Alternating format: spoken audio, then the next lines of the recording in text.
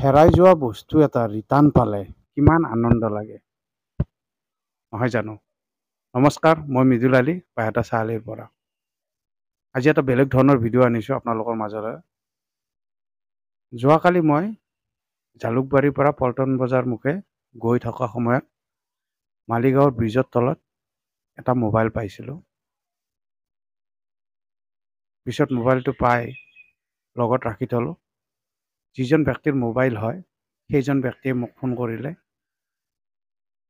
তাৰপিছত আমি কথা বতৰা পাতি সিদ্ধান্ত ল'লোঁ তেওঁক এটি ৰোডৰ ওচৰত লগ কৰি মোবাইলটো ৰিটাৰ্ণ কৰি দিম বুলি। পিছত ল'ৰাজনে মোক এটি ৰোডত লগ কৰিলে।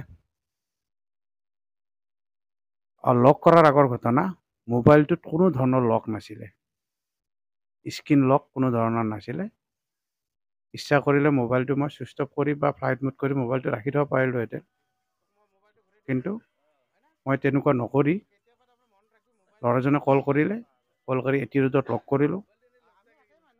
পিছত গম পালোঁ তেওঁ এজন ৰেপিড' চালক হয়। তেওঁ ৰাতি ভাড়া মাৰি আছিলে, ৰাতি প্ৰায় 12টা বজাৰ ঘটনা এইটো। পিছত মোবাইলটো ৰিটাৰ্ণ কৰাৰ পিছত ল'ৰাজনৰ মুখত এনেকুৱা এটা মই হাঁহি দেখিলোঁ, সেই হাঁহিটো দেখি মোৰ বিৰাটেই ভাল লাগিলে। সঁচায়ে যদি এনেকুৱা ধৰণৰ কিবা বস্তু আপোনালোকেও পায় তেতিয়াহ'লে ৰিটাৰ্ণ কৰাৰ ব্যৱস্থা কৰিব প্লিজ। এইকাৰণে যে মোবাইলটোত বহুত ধৰণৰ বস্তু ইম্পৰ্টেণ্ট বস্তু থাকিব পাৰে। সেইকাৰণে ৰিটাৰ্ণ কৰিব।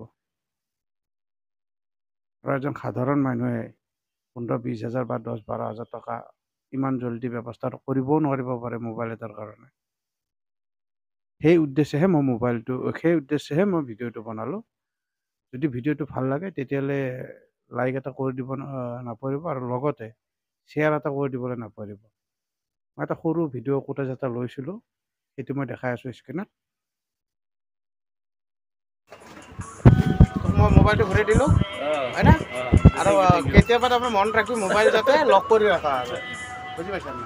মোবাইলটো এনে লক থাকে একেই মানুহ, এতিয়া আৰু ধৰ মই বদমাচি কৰিব বিচাৰোঁ না। কি নামটো? মই মৃদুল আলী। আৰু বাইকৰ মই ফটো এটা লৈছিলোঁ আৰু এটা চেল্ফিও লৈছিলোঁ, এইটো মই স্ক্ৰীণত দি দিছোঁ। আৰু যদি সঁচা ভিডিঅ'টো ভাল লাগিছে এটা লাইক কৰি দিব নাপাহৰিব। আৰু লগতে চেনেলটো ছাবস্ক্ৰাইব কৰি দিব। ধন্যবাদ। জয় আই অসম।